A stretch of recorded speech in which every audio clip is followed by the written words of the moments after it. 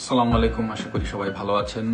যদিও ভালো আছেন কথাটা এই মুহূর্তে ঠিক বলা ঠিক কিনা, কারণ সবাই মানসিকভাবে বিপর্যস্ত। বুয়েটের শিক্ষার্থীরা কিছুদিন আগেও যাকে আইডল মানত তাকে আজ জোটাপিটা করা হচ্ছে। কেন করা হচ্ছে অনেকেই জানেন।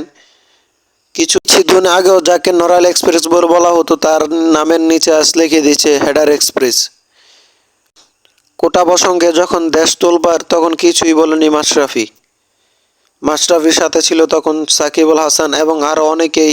দেশের অনেক ইউটিউবার, বড় বড় ইউটিউবার আছে যাদেরকে সবাই আইডল মনে করতো, তারা কেউ কোটা প্রসঙ্গে কথা বলেনি।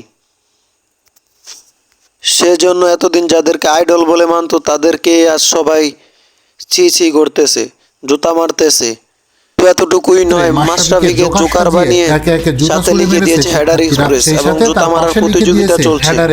এই বিষয়টিকে আপনারা কিভাবে দেখছেন কমেন্টে বলে জানিয়ে দিন আমাদেরকে।